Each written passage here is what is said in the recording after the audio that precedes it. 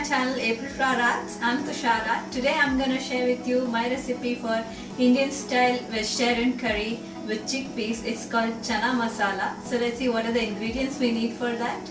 You will need 1.5 cups of chickpeas. You have to first soak the chickpeas in water overnight or at least for 4 to 6 hours and boil them until they are completely cooked. I have already done that process and this is how they look finally. They should be soft like this. Alternatively, you can use canned chickpeas as well.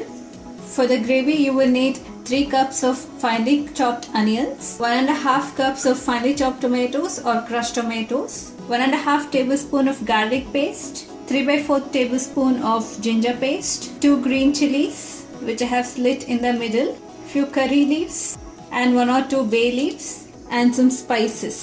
So let's start with the preparation. For that I have 3 to 4 tablespoons of cooking oil heating up in a pan.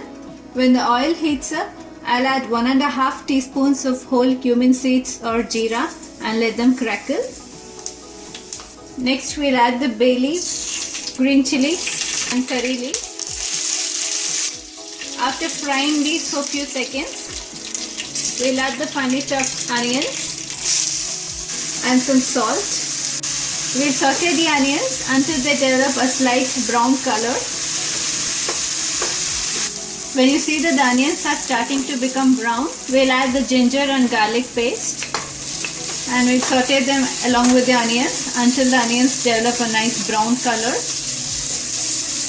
Alright, the onions have developed a nice golden brown color. So the caramelized onions not only add to the color of the curry but also they give a very nice flavor. So now we'll reduce the heat to a minimum and start adding the spices. 1.5 teaspoons of turmeric powder, 1.5 tablespoons of coriander powder, 1.5 teaspoons of red chili powder or as per your taste, 3/4 teaspoon of jeera powder or cumin powder and 1.5 teaspoons of garam masala powder. We'll quickly saute the spices for just few seconds and then add the tomatoes. So now we'll keep the heat at medium to high and cook the tomatoes. If you have added chopped tomatoes, you have to cook the tomatoes until they are completely mashed. Alright, the tomato has been cooking for about 4 to 5 minutes now.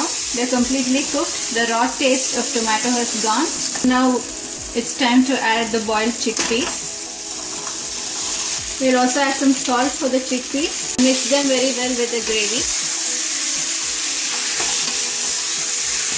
And you may add some water depending on the consistency you want. So I added about 1.5 cups of water and now we'll allow the curry to come to a boil. Once the curry starts boiling, we'll reduce the temperature to a minimum. Let it simmer for about 5 to 10 minutes so that the chickpeas can soak up all the flavor. You may cover the pan. You may adopt this recipe for slow cooker method as well. For that you have to directly add the soaked chickpeas into the gravy and let it cook for about 8 hours over medium heat. Alright, the curry has been simmering for about 10 minutes now. I'll add few additional ingredients to finish off the curry. Firstly, a teaspoon of sugar to enhance the flavors. So that's optional. Another optional ingredient is the kasuri methi or dried fenugreek leaves which I have crushed. It's around a teaspoon, so I'll add that. And if the tomatoes are not sour enough, you may squeeze in some lemon juice or lime juice for additional tanginess.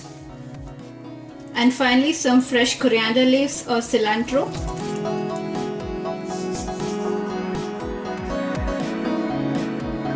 Finally, this is how chana masala looks. Serve them with some raw onion rings if you wish.